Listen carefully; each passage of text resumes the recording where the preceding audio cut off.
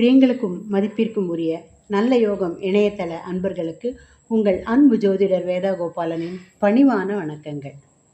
குரு பெயர்ச்சி ரொம்ப மெகா குரு பெயர்ச்சி, எல்லோரும் ஆவலுடன் எதிர்பார்த்துட்டு இருக்கிற குரு பெயர்ச்சி. இதற்கு பல காரணங்கள் உண்டு.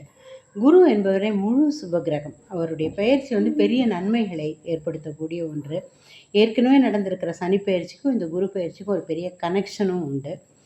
ஆகவே இந்த குரு பெயர்ச்சி பலரின் வாழ்வில் மிக நல்ல மாற்றங்களையும் ஏற்றங்களையும் ஏற்படுத்தக்கூடியது. ஆமாம் மேடம், இப்படி தான் எல்லாரும் சொல்லிட்டு இருக்கீங்க. இந்த ஜோதிடத்தை கிண்டல் பண்ணுறவங்க சொல்லுவாங்க, இது உனக்கு அப்படியே கொட்டும் கொட்ட போகிறதுன்னு சொல்கிறாங்க, என்னத்தை கிழிச்சுது, எனக்கு ஒன்றும் நடக்கலை, எங்கள் ராசிக்கு ஒன்றும் நடக்கலை, நான் பலர் சொல்லி கேட்டிருக்கேன். இந்த வருடம் நடக்கவிருக்கிற குரு பெயர்ச்சி 12 ராசிகளுக்கும் நல்ல பலன்களை கொடுக்க போகிறதுன்னு பற்றி எந்த விதமான சந்தேகமும் கிடையாது. அதற்கு காரணம் குரு தன்னுடைய உச்ச வீட்டுக்கு வருகிறார். இத்தனை நாளும் மிதுன ராசியில் இருந்து கொண்டிருந்த குரு பகவான் மே மாதம் 26ஆம் தேதி 11 மணிக்கு கடகராசிக்கு வருகிறார்.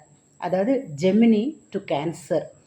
கடகராசி அப்படிங்கிறது குரு பகவானின் உச்ச வீடு. அவருடைய பெஸ்ட் ரிசல்ட்டை கொடுக்கக்கூடிய, அவருடைய மிகச்சிறந்த, அவருடைய ஃபுல் பவர் இருக்கக்கூடிய ஒரு வீடு கடகராசி. காரணம், அதில் அவர் எக்ஸால்ட்டடாக இருப்பார். அவருடைய முழு வீச்சில் நன்மைகளை கொடுக்க போகிறார். பொதுவாகவே குரு தன்னுடைய வீட்டுக்கு வந்தாலும் தன்னுடைய உச்ச வீட்டுக்கு வந்தாலும் என்ன செய்வார்னா, 12 ராசிகளிலும் உள்ளவர்களுக்கு கல்யாணம் ஆகாதவங்களுக்கு கல்யாணம் நடக்கும், குழந்தை பிறக்காதவங்களுக்கு குழந்தை பிறக்கும், குழந்தை பிறந்தவங்களுக்கு அந்த குழந்தை பெரிய, அதாவது அத்தனை நாளும் குறைகள் கஷ்டங்கள் இருந்தால் அதெல்லாம் நிவர்த்தி ஆகும். வேலை கிடைக்காதவங்களுக்கு வேலை கிடைக்கும். அதில் இம்ப்ரூவ்மெண்ட்ஸ் இருக்கும். வேலை இருக்கிறவங்களுக்கு வேலையில் ப்ரமோஷன், இன்க்ரிமெண்ட் எல்லாமே. பொதுவில் 12 ராசிகளுக்கும் நல்ல பலன் இருக்கும். ப்ளஸ் இந்த வாட்டி குரு பெயர்ச்சி சனியை பார்க்கவிருக்கிறார். சனி ஏற்கனவே சனி பெயர்ச்சி ஆயிருந்துச்சு இல்லை, அந்த சனியை பார்க்கறதுனால சனியுடைய எஃபெக்ட் கொஞ்சம் மெல்லோ டவுன் ஆகும். அவருடைய அன்பு நமக்கு இன்னும் கொஞ்சம் அதிகமாக கிடைக்கும். சனி பகவானுடைய சாஃப்ட்னஸ் அதிகமாகி நமக்கு நன்மைகள் கிடைக்க உள்ளன. இந்த குரு பெயர்ச்சி பொதுவாகவே எல்லா ராசிக்கும் நல்லா தான் இருக்கும். அப்படின்னாலும் சில வெர்ஷன்ஸ் பிரகாரம் ஜூன் 2ஆம் தேதி பெயர்ச்சின்றாங்க. பரவாயில்ல, மே 26 எப்படியானாலும் கொஞ்சம் முன்னாலேருந்தே இப்போலேருந்தே நமக்கு எஃபெக்ட் கிடைக்க ஆரம்பித்தாச்சு. இந்த குரு இதே கடகராசியில் கொஞ்சம் லாங் ஸ்டே பண்ணவிருக்கிறார். ஒரு வருஷம்தான் எப்போவுமே குரு ஒரு ராசியில் இருப்பார்.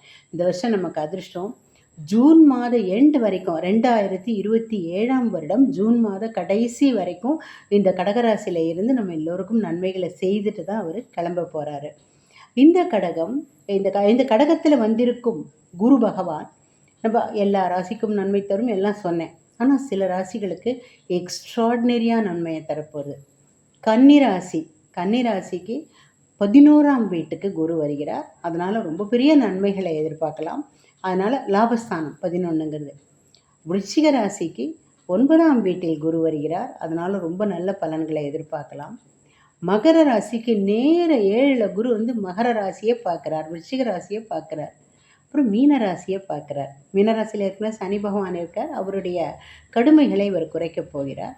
ஆக நிறைய மிதுன ராசிக்கு 2ஆம் வீட்டில் தனஸ்தானம் மற்றும் குடும்பஸ்தானத்தில் வரதுனால மிதுன ராசிக்கு நன்மை செய்ய வருகிறார். What not. அப்போது உங்கள் வீட்டில் இந்த 4-5 ராசியில் யாராவது நிச்சயமாக இருந்தே தீர்வாங்க இல்லையா? அதனால் குடும்பத்துக்கே நன்மைகள்லாம் விளைய போகுது. ஆக இந்த குரு பயிற்சி உங்களுடைய ராசிக்கு எப்படி இருக்குன்னு இப்போ குறிப்பாக பார்க்கலாமா?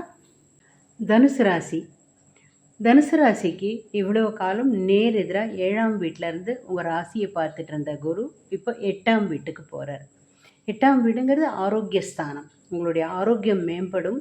நீங்கள் இவ்வளோ காலமாக, ரொம்ப காலமாக, ஒரு 2-2.5 வருஷமாக கஷ்டப்பட்டு இருந்த விஷயங்கள் கூட மெல்ல மெல்ல சரியாகும். குறிப்பாக கடந்த ஒரு வருஷமாக நீங்கள் கஷ்டப்பட்டது எல்லாமே நிவர்த்தியாகும். உங்களுக்கு திடீர்னு ஒரு விஷயம் வந்துடும்.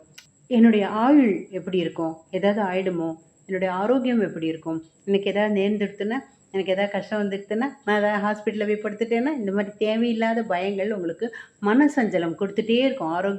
ஆரோக்கியம் பற்றிய மனசஞ்சலம். ஏன்னா உங்களுக்கு ஆரோக்கிய ஸ்தானத்துக்கு உரிய கிரகம் சந்திரன். அவர் மனோகாரகன். அதனால் மனதை போட்டு அலக்கழிச்சிட்டே இருப்பீங்க ஆரோக்கியம் பற்றி.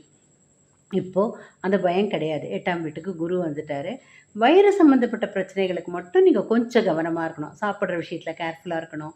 கொஞ்சம் வேளா வேளைக்கு சாப்பிடணும். அது நீங்கள் ரொம்பவே வேளா வேளைக்கு சாப்பிடவே மாட்டீங்க. ஸ்கிப் பண்ணிட்டே இருப்பீங்க. லஞ்ச் எல்லாம் 4 மணிக்கும் 5 மணிக்கும் சாப்பிடுவீங்க. அத கொஞ்சம் அவாய்ட் பண்ணிடலாம். அப்புறம் ஆரோக்கியத்துக்கு உகந்த உணவை மட்டுமே சாப்பிட வேண்டும். அப்புறம் உங்களுக்கு இது ஒத்துக்காது அப்படின்னு தெரிஞ்சா அத டோட்டலா அவாய்ட் பண்ணிடணும். அப்புறம் கெட்ட பழக்கங்கள் காரணமா சில உடல் நலக்குறைவு வராம அத பாதுகாக்கணும். ஆனா வராது. ஏன்னா 8ஆம் வீட்ல இருக்கிறவர் சுபக்கிரகம். முழு சுபக்கிரகம் உச்சத்துல இருக்காரு. அதனால கெட்ட பழக்கங்கள்னால ஆரோக்கிய குறைபாடு கண்டிப்பா வராது. ஆனா கெட்ட பழக்கம்னா என்ன? வேளா வேளைக்கு சாப்பிடாம, வேளா வேளைக்கு தூங்காம இருக்கிறதெல்லாம் கூட ஒரு வகையில கெட்ட பழக்கம் தானே! இன் தட் கேஸ் நீங்க அந்த மாரி இருந்தீங்கன்னா, அத மாத்தின்னு ரெகுலரைஸ் பண்ணிட்டீங்கன்னா, உங்க ஆரோக்கியம் ரொம்ப நல்ல முறையில இருக்கும். அடுத்து குரு பார்க்கவிருக்கிறது உங்களுடைய விரயஸ்தானம். போன வருஷம் முழுக்க லாபஸ்தானத்த பார்த்துட்டு இருந்தாரு. ஸோ நெறைய சேர்த்து வச்சிருப்பீங்க. அந்த காசெல்லாம் நல்ல முறையில செலவழிக்க போறீங்க. அந்த செலவுகளால உங்களுக்கு மகிழ்ச்சி மட்டுமே வரும். ரொம்ப உங்களுக்கும், உங்க குடும்பத்துக்கும் ரொம்ப தேங்க்ஸ் இவ்ளோ நல்ல விஷயம் வாங்கி குடுத்தீங்களே! அப்படின்னு உங்க வீட்ல உள்ளவங்களோ, குழந்தைகளோ யாராவது சொல்லுவாங்க. நீங்க சேர்த்து வச்ச பணமெல்லாம் உங்களுக்கு ரொம்ப திருப்திகரமான வகையில, மகிழ்ச்சிகரமான வகையில மட்டும் இல்லாமல், சுப செலவுகளாகவும் செலவாகும். இந்த காசு செலவழிக்கிறது மூலமா அதாவது காசு செலவழியறதுல 2 வகை இருக்கு இல்லைங்க. ஹாஸ்பிட்டல்ல கொண்டு போய் குடுப்போம். இல்லாட்டி யார்ட்டனா குடுத்து ஏமாறுவோம். இல்லாட்டி யாருனா அடிச்சுட்டு போயிடுவாங்க. இது எதுவுமே இல்லாம, நல்ல முறையில செலவழிச்சு, மகிழ்ச்சி, நன்மை, சந்தோஷம் வரும். தவிர இன்வெஸ்ட் பண்றதுக்கு வாய்ப்புகள் இருக்கு. இந்த காச கொண்டு போய் பல வகையில ரிட்டர்ன் வர இடத்துல நீங்க போடுவீங்க அத. அத நீங்க எங்க அதாவது நீங்க ஒரு வேண்டாத பொருள் கூட வாங்கினீங்கன்னே வச்சுப்போமே, அந்த பொருள் பின்னாடி பல மடங்கு விலை அதிகமாகி உங்களுக்கு லாபத்தை கொடுக்கும். ஸோ நீங்க செய்யற அத்தனை செலவுகளும் உங்களுக்கு நன்மை, லாபம், மகிழ்ச்சி, சுபிட்சம் அப்படிதான் இருக்கும். சுபவிரயங்கள் செலவழிய சான்ஸ் இருக்கு. வீட்ல வந்து கல்யாணமோ, வேற எதான சுப நிகழ்ச்சிகளோ நடத்துறதுக்காக வேண்டி நீங்க பொருட்களும், ஆடைகளும், ஆபரணங்களும் வாங்குறதுக்காக செலவு பண்ணுவீங்க. குறிப்பா இந்த செலவு ரொம்ப சுபிட்சமா, சுபமா செலவழிய போறது. அடுத்தது குரு பார்க்கறது உங்களுடைய 2ஆம் வீட்டை. 2ஆம் வீடு அதில ஒரு பெரிய நன்மை இருக்குங்க. 2, 3 விஷயம் இருக்கு. 2ஆம் வீடுங்கிறது வாக்குஸ்தானம், குடும்பஸ்தானம், தனஸ்தானம் அது ஒரு பக்கம் இருக்கட்டும். அந்த வீட்டுக்குரிய சனி பகவான் 4ஆம் வீட்ல அர்த்தாஷ்டமமா உட்காந்துட்டு உங்கள ரொம்ப டென்ஷன் பண்ணிட்டு இருந்தார். இப்ப அந்த வீட்டுக்கும் குரு பார்வை, அந்த சனி பகவானுக்கும் குரு பார்வை வரதுனால, நான் சொன்ன இந்த ஆஸ்பெக்ட்ஸ் உதாரணத்துக்கு வாக்கு, வார்த்தைகள். இவ்வளோ நாளும் கொஞ்சம் கடுமையான வார்த்தைகள், கொஞ்சம் சாபம் விடுற வார்த்தைகள், கொஞ்சம் கோபமான வார்த்தைகள் எல்லாம் வந்து உங்களுடைய வாழ்க்கையில அந்த வார்த்தைகள் விளையாடியிருக்கும். இப்போ நல்ல வார்த்தைகளா வரும். நல்ல ஆசீர்வாதங்கள் செய்வீங்க. இல்லாட்டி நல்ல பயன் தரக்கூடிய வார்த்தைகள், அலுவலகத்தில உங்களுக்கு மேன்மை தரக்கூடிய வார்த்தைகள் இதெல்லாம் சொல்லுவீங்க. இந்த வைவா டெஸ்ட் இதெல்லாம் இருக்கு இல்லையா? தட் இஸ் ஓரலா நீங்க வாய் வார்த்தையா சொல்ற டெஸ்ட்டு, எக்ஸாமினேஷன் எல்லாத்துலயுமே சூப்பரா பாஸ் பண்ணிடுவீங்க. நீங்க ஒருவேள இன்டர்வியூ ரவுண்ட்ஸா இருந்தா கூட அதில ரொம்ப நன்னா பாஸ் பண்ணுவீங்க. ஸ்டூடண்ட்ஸ் கேட்கவே வேண்டாம். ரொம்ப நன்னா இது பண்ணுவீங்க. தனஸ்தானம் உங்களோட பேங்க் பேலன்ஸ் இன்க்ரீஸ் ஆகும். குடும்பஸ்தானம் குடும்பத்தில மகிழ்ச்சிகரமான வரவுகள் இருக்கும். ஒரு கல்யாணம் நடக்கலாம். அதனால நிச்சயமா சுப நிகழ்ச்சிகள் உண்டு குடும்பத்தில. அது மாரி ஒரு புது வரவும் இருக்க சான்ஸ் இருக்கு. ஒரு குழந்தை பிறக்கிறது மூலமோ, ஒரு கல்யாணத்து மூலமாவோ ஒரு வீட்டில் ஒரு நபர் ஒருத்தர் சேருவதற்கான வாய்ப்புகள் இருக்கு. அடுத்தது குரு பார்க்கறது உங்களோட 4ஆம் வீட்டை. ஸோ 2, 3ஆம் வீட்டுக்குரியவர 4ஆம் வீட்ல இருக்கிற குரு 4ஆம் வீட்ல இருக்கிற சனிய குரு பார்க்குறான்றதுனால, 2ஆம் வீடு, 3ஆம் வீடு 2மே இப்போ சேஃப்கார்ட் ஆயிடுறது. உங்களுடைய சகோதரர்கள், உங்களோட குடும்பத்தினர், உங்களுடைய தைரியம் எல்லாமும் நன்னாயிடுறது. 4ஆம் வீடுங்கிறது தாயார், கல்வி, வாகனம். இந்த இடத்த குரு பார்க்கறதுனால உங்களோட தாயாருக்கு மேன்மைகளும், சுபிட்சமும் வரும். நீங்க ஸ்டூடெண்ட்டா இருந்தா கல்வியில அபரிமிதமா மார்க் அள்ள போறீங்க. அப்புறம் இந்த 4ஆம் வீடுங்கிறது வாகனம். வாகனம் வாங்குவீங்க. வாகனம் குடுத்துட்டு இருந்த செலவெல்லாம் ரொம்ப மட்டுப்பட்டு, ரொம்ப மகிழ்ச்சிகரமான வாழ்க்கையா இருக்க போறது. அர்த்தாஷ்டம சனிய நல்லிஃபை பண்ண போறார் இந்த குரு. அதாவது 4ஆம் வீட்டின் குரு பார்வை சனியுடைய தீவிரத்த கொஞ்சம் குறைக்கும். ஆகவே இந்த தனுசு ராசிக்கு இந்த வருடம் ரொம்பவே நன்னா இருக்கு. All the best.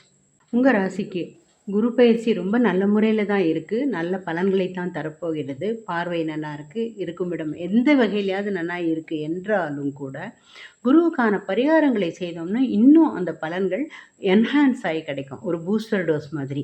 நம்ம வந்து உங்களால என்னென்ன பரிகாரங்கள் இதில செய்ய முடியுமோ, அல்லது எல்லாத்தையுமே செய்ய முடியும்னா ரொம்பவே நல்லது.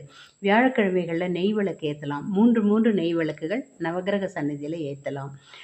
அந்த 3 வாரம் 3 சுமங்கலிகளுக்கு வெத்தல பாக்கு, மஞ்சள் பூ, மஞ்சள் பழம் ஒரு ₹30 தட்சணை வச்சு கொடுக்கலாம். மஞ்சள் பொருட்கள் தட்சணையா வச்சு கொடுக்கலாம். அந்த காலத்தில தங்கம் வச்சு கொடுப்பாங்க. இப்போ உங்களுக்கு கட்டுப்படியாகும்னா அதையும் தான் செய்யலாம். ப்ளஸ் குரு ஸ்தானத்தில உள்ளவங்க இருப்பாங்க இல்லையா? டீச்சர்ஸ், ப்ரொஃபசர்ஸ் அப்படிப்பட்டவங்களுக்கு வியாழக்கிழமைகள்ல மரியாதைகள் செய்யலாம். உங்க குழந்தைகள் படிக்கிற பள்ளியில இருக்கிற டீச்சர்ஸ்க்கு உங்களுக்கு மனசுக்கு தோணினவங்களுக்கு ஏதேனும் வகையில கிஃப்ட் குடுக்க முடியும்னா, அவங்களுக்கு தகுந்தா மாதிரி நீங்க குடுக்க தோணினால் செய்யலாம். அடுத்தது வந்து தக்ஷணாமூர்த்தி, குருவாயூரப்பன், மகா பெரிவா, ராகவேந்திர சுவாமி, சாய்பாபா இவங்க எல்லாருமே ஜீயர் சுவாமி, உங்களுடைய ஆச்சாரியன், நீங்க குருஜின்னு கூப்பிடக்கூடியவா யாரா இருந்தாலும், அவர்கள் குருஸ்தானம் தான் குரு பகவானுக்கான அ பிரதிநிதிகள் தான். அதனால அவர்கள் எல்லாம் வணங்கி, நீங்க இப்ப நான் சொன்ன இந்த கடவுளர்களுக்கு அந்த கோவில்களுக்கு போய் நெய் விளக்கு ஏத்தலாம். மஞ்சள் நிற பிரசாதம் குடுக்கலாம். பாபா கோயில்ல 30 லட்டு குடுக்கலாம் வியாழக்கிழமைகள்ல. எந்த எந்த வியாழக்கிழமை முடியுமோ குடுக்கலாம். அந்த லட்டு வந்து மஞ்சள் நிறமா இருக்க மாரி பார்த்து குடுங்க. சிலது வந்து கேசரி பவுடர் போட்டு ரெட் கலரா பண்ணியிருப்பாங்க. முடியுமானா ஆலங்குடி போயிட்டு வரலாம். குருவாயூருக்கே போயிட்டு வரலாம். ஸோ இது மாதிரியான அப்புறம் வந்து அ குரு பகவான் சன்னதியில வியாழக்கிழமைகள்ல எந்தெந்த வியாழக்கிழமை முடியுமோ அந்தந்த வியாழக்கிழமைகள்ல கருப்பு கொண்டைக்கடலை. சில பேர் வந்து அ மஞ்சள் அந்த சன்னா இருக்கு இல்லையா? கபூலி சன்னா அது குடுப்பாங்க. அது இல்ல கருப்பு கொண்டைக்கடலை குடுத்தீங்கன்னாக்கா, அதுதான் வந்து குரு பகவானுடைய ரியலான பிரீத்தி. அதனால கருப்பு கொண்டைக்கடலை கொடுக்கலாம். அப்புறம் குரு பகவானுடைய ஸ்லோகங்கள் வெறும் குரு பிரம்மா, குரு விஷ்ணு, குரு தேவோ மகேஸ்வரக, குரு சாட்சாத் பரபிரம்ம, தஸ்மை ஸ்ரீ குருவே நமக. இப்படி சொன்னாலுமே நமக்கு பெரும் பலன் கிடைக்கும். உங்களுக்கு குரு சம்மந்தப்பட்ட அஷ்டோத்திரங்கள் தெரியும்னாலோ, குரு கீதா மாதிரியான ஸ்லோகங்கள் தெரியும்னாலோ, you are welcome to do it. அப்புறம் வந்து குரு ஸ்தலங்கள் இருக்கும் இல்லையா? ஆலங்குடி. ஆலங்குடி போகலாம். 21 நெய் விளக்கு ஏத்தி 12 பிரதட்சணங்கள் செய்யலாம். ஷிரடி போயிட்டு வரலாம். ராமானுஜர் சந்நிதிக்கு போகலாம். இது போன்ற குரு எல்லாம் வணங்கிட்டே இருக்கிறதுனால, குரு உங்களுக்கு அளிக்கக்கூடிய பலன்கள் இன்னுமே ரொம்ப அபரிமிதமா கிடைக்கும். குலதெய்வத்தை வணங்குங்கள். உங்கள் குலத்தில் இருக்கும் பித்ருக்களையும் வணங்குங்கள். உங்களுக்கு இந்த குரு பயிற்சி ரொம்ப பிரமாதமா இருக்கு. Good luck. All the best.